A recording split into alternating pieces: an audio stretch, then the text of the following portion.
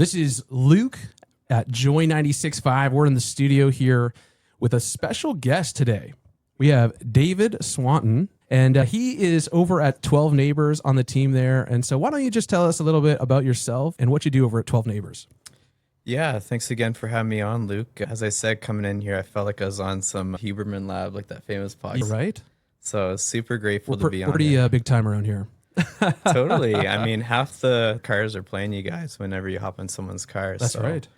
It's awesome. But thanks again for having me on. And also thank you for supporting Joy. If you're a consistent listener or a donor who has been part of this mission, they have a huge reach in the Fredericton community and surrounding areas.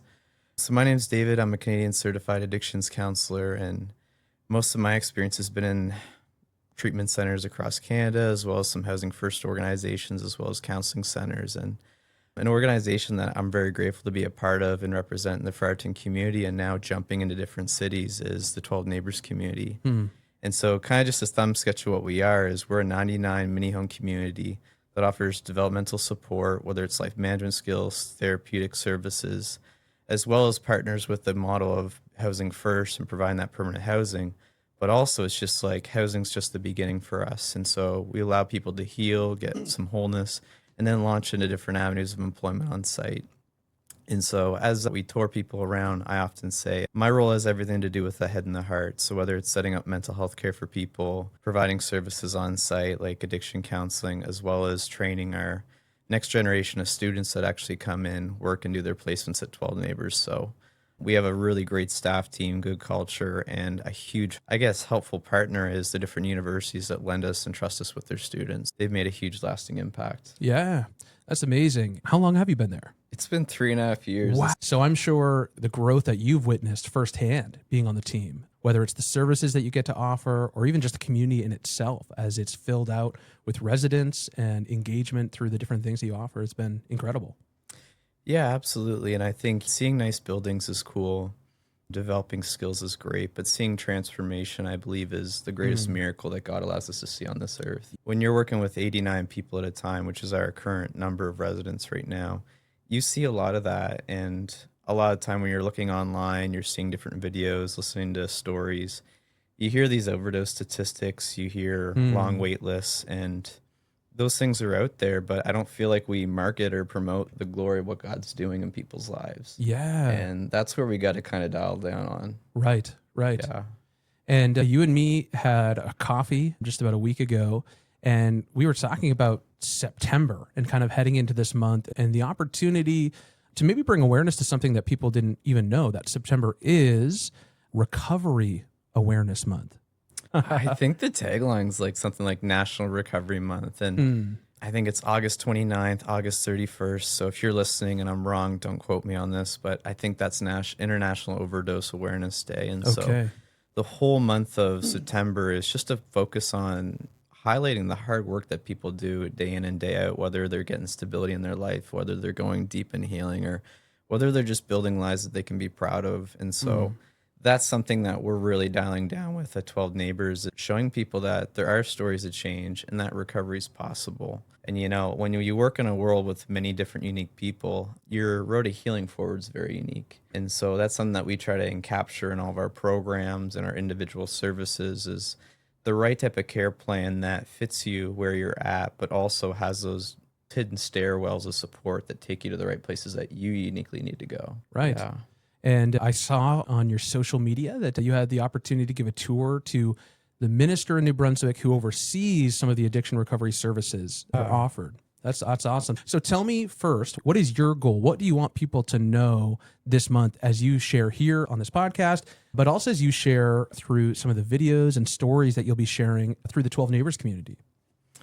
Yeah, I guess my biggest goal, which, you know, probably may not have as much to do with our campaign, is just to really thank our donors. It takes a lot of funding, whether it's social enterprises, government funding, or private foundations, like the same type of model that would be supporting here, to run a facility like that, and also to really ensure the quality level that we want to consistently meet. I just want to jump online and thank all of our donors, whether you're a monthly giver of $10 to $100 to $1,000, whether you're a church, a society, or a group that just really wanted to be a part of what we're doing. I just want to say a firm thank you from our team, whether it's our leadership team, our community team, and all of our different enterprises.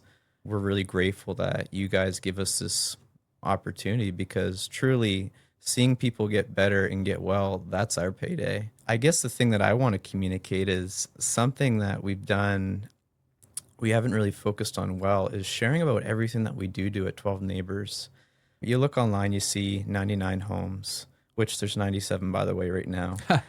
And then we're adding a number of transitional units city to city. Right. But then you see our coffee shop, and what you don't know is that there's a lot of housing stability programs in place. There's a lot of community builder programs in place. There's a lot of ways that the great people of Fredericton, just like the people listening, are highly integrated into what we do, coming out to games nights, doing our neighborhood friend program where we build community around people, and we just let that naturally build.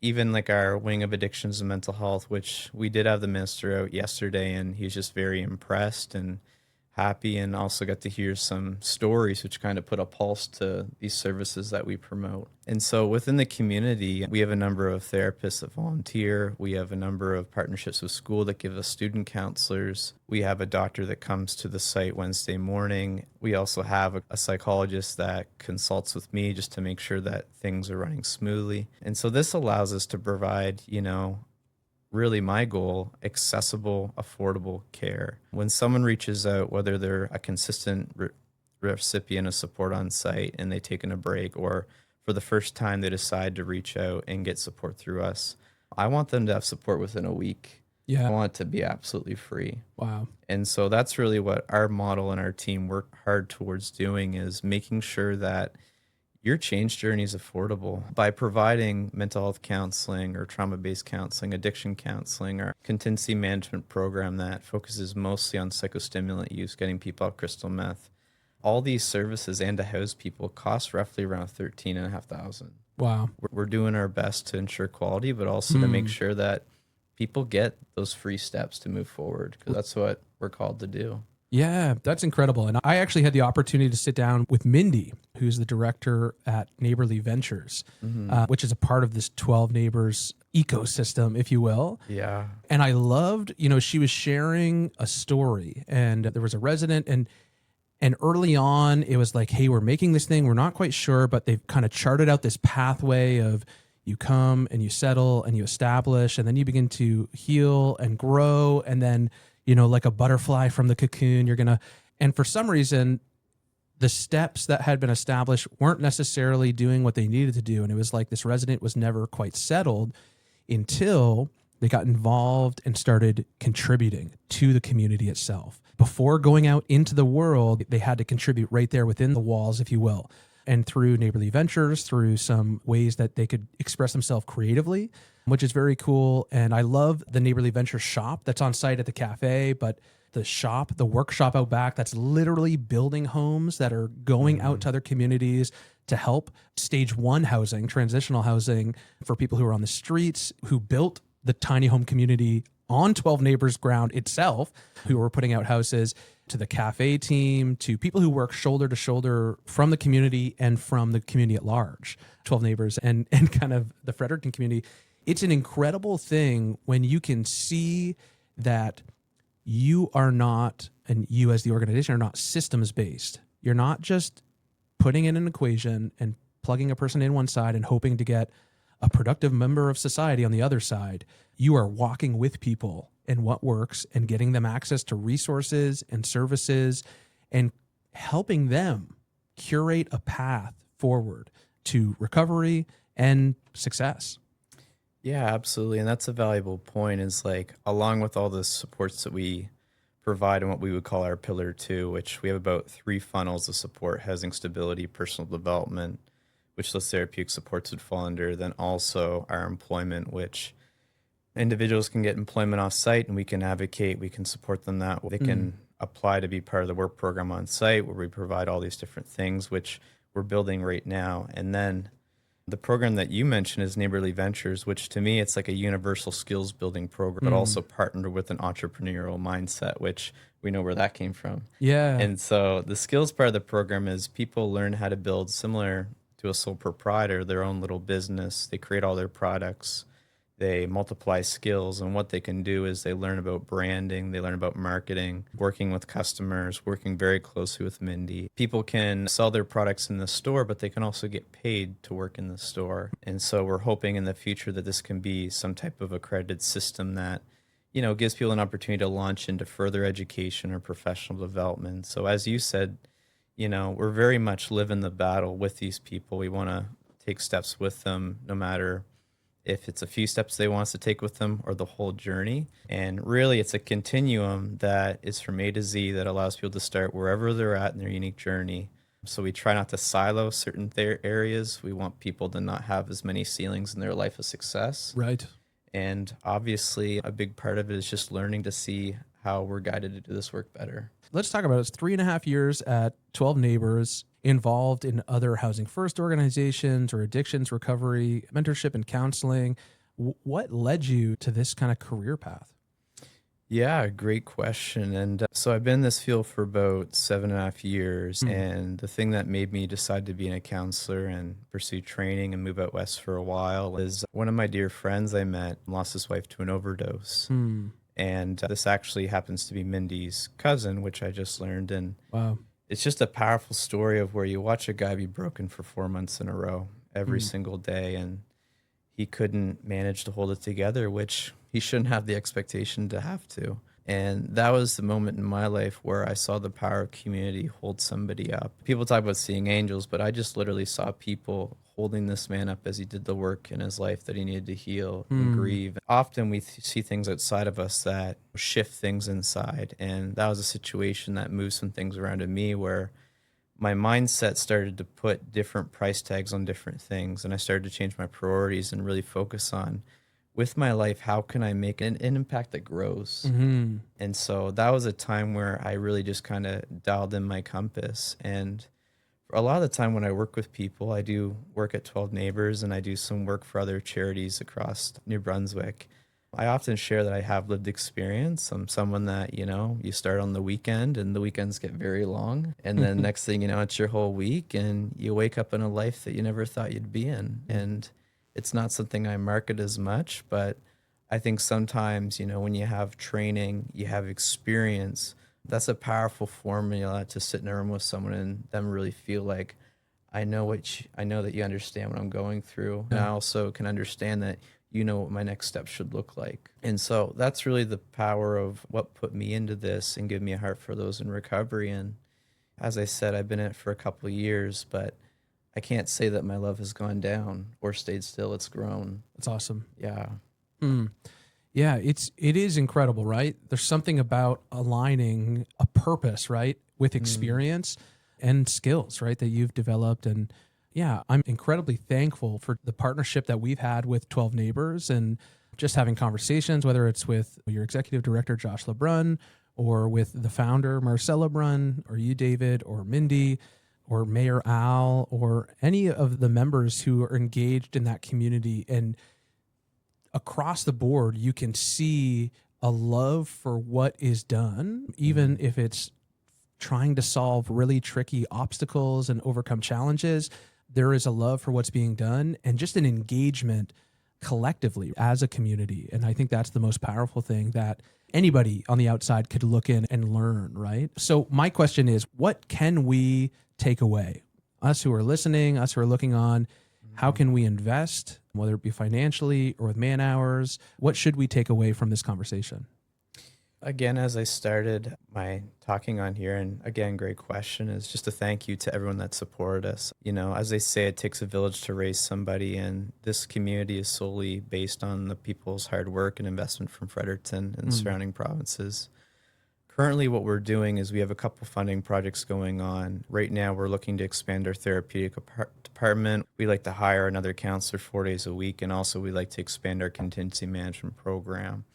And that's really the best focus that we're trying to take right now. So for those of you who don't know, contingency management therapy is the most evidence-based therapy in the United States for treating crystal meth use, cocaine, other uppers. It's highly successful. It's rarely used in Canada. I've met a few people that have gotten small budgets for it. I've mostly seen case studies done where it's more research based, or they haven't actually done it, but they've studied it. Okay. And so we've taken a number of people through and have tried it in different places across Ferriton, and we're just seeing huge success. Oh, that's awesome. And not just success around sobriety, but engagement of services, housing stability, going into employment, 911 calls go down. So this is a program that is highly effective. It's highly integratable with all the other services that are needed, like different psychotherapies, counseling approaches, and also it doesn't need or require medication. And so, medication is needed sometimes, but with this is the pure model of it, or the template. And so it costs $1,600 to put someone through this program, integrated with other supports. It costs about $5,000 a year. So for $5,000, that allows somebody to walk towards recovery, get all these supports weekly, and come out on the other side. And so this is something that we'd like to scale. We're looking at trying to do about 20 trials of these programs, because we just see the value, because recovery is a lot more than sobriety. It's about building a life that you're proud of and a life that's sustainable. So that's the best bet. Again, we're just privately raising for this. I think we have about 20% raised towards it since I started a few weeks ago with our team. My email is david@12neighbours.com. Awesome. Yeah. And if somebody did want to go on and donate towards this community, can we do that online? Yeah, so there's a few options. You can go to Canada Helps, which will give you different columns that you can tailor your support to. Okay. As a believer, I know that a lot of time when God calls you to give, you're just like, give to the mission, trust him with it. So I totally get that piece if that's the road you go. We also have different columns that you can designate your support for, whether it's housing, whether it's employment, neighborly ventures, Mindy's program, or I think there's like a We Support Recovery option, or you can leave that in the memo. Very cool. And then right on our website, there's a few different ways. And obviously, if you want to come by for a visit, see the place yourself, that's kind of the best way to. And the website is 12neighbours.com. Oh, yeah. There you go. Yes, 12neighbours.com, right? I like it. I know. I can't count to 3, so it helps. Thank you so much, David. I just want to give you the last couple minutes. If there's anything else you want to share with the people out there, go for it. Yeah, I mean, for a guy that always has so much to say, I just don't really know. But all I can say is, out of all the charities and nonprofits that are doing hard work in Fredericton, I think the big thing is that we got to know that everyone's working hard. There's a great goal being accomplished. And I know, again, whether you're a family with a loved one in addiction, or you have a loved one that's unhoused, or a loved one that's in a situation that another charity would be better off to help with, just want to pass on that there is hope. I think the last 3.5 years have really showed me, specifically through working with 12 Neighbours, just the capacity that God gives people to heal and transform. God doesn't work a lot with ceilings. He helps people break through them.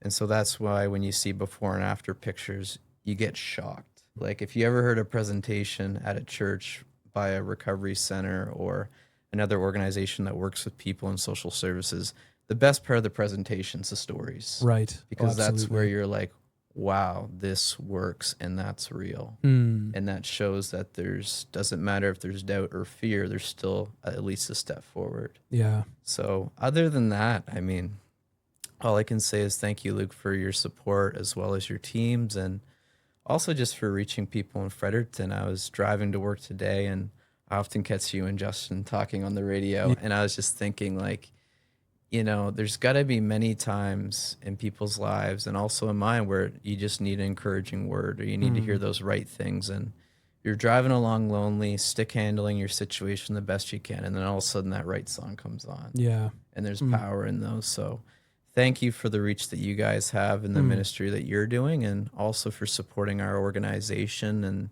I also just want to thank our team for all the hard work that they do. Thank you, David, so much. Thank you for 12 Neighbours. Thank you for your impact in this community. We are so glad that you could come in, and we're so glad for all you out there who support 12 Neighbours and Joy. Thank you for tuning in. Awesome.